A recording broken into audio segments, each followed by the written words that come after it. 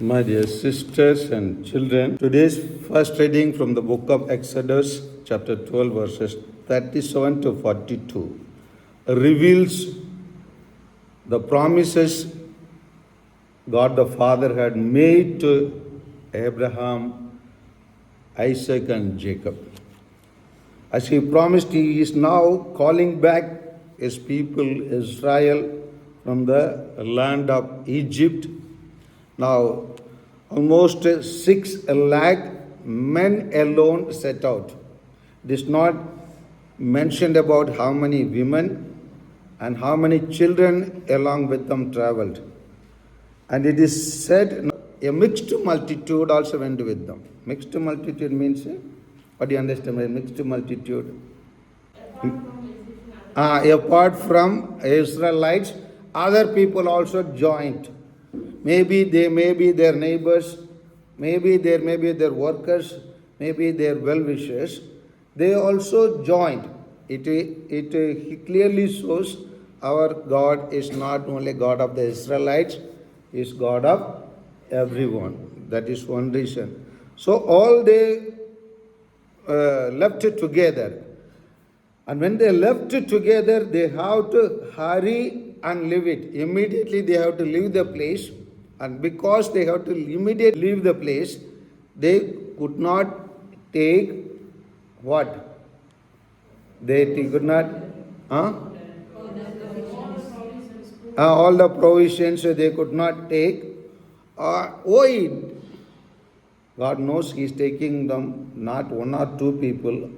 This mentions 6 lakh men. That means women may be double of that, and the children along with them, and the cattle.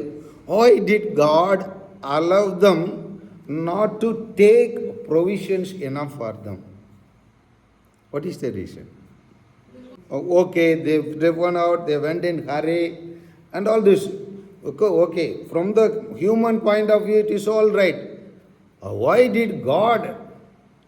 He did not do any preparation. He wanted to show His strength and provide. Yes, sister. Yes, God wanted that they should depend upon Him. Otherwise, they would say, when we left, we go for picnic. Even one chammach or a spoon we missed, we get high. I told you not to bring. Okay, we have problem with one culture and one spoon, we have problem. But God wanted them to depend upon them totally and fully.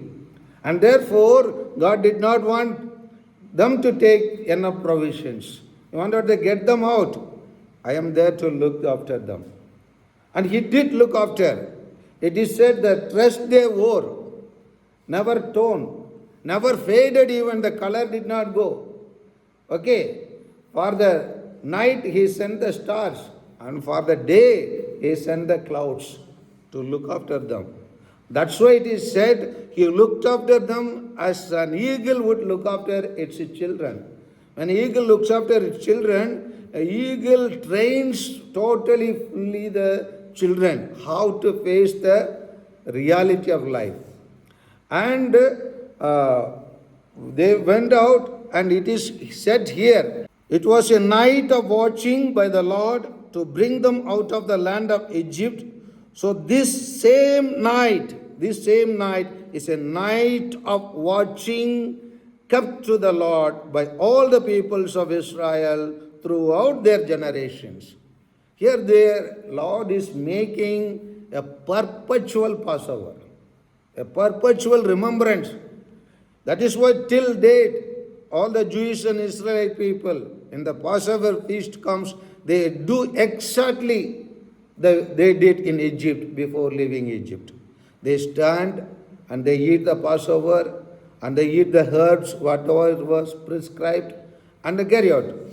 Of course, for the Jewish people who did not accept Jesus till date, they follow this perpetual Passover, but Christians who have accepted Jesus, we have different Passover, which Jesus Himself gave us a new covenant. So we carry out that Passover. That Passover we carry out daily through the Eucharist. So there is a link between the Passover feast celebrated and Passover of the Jews and the Passover of the Eucharist we celebrate. Every day get united with the Lord. It was a night watching by the Lord. Lord watches us to bring them out of the land of Egypt, to bring us out of evil.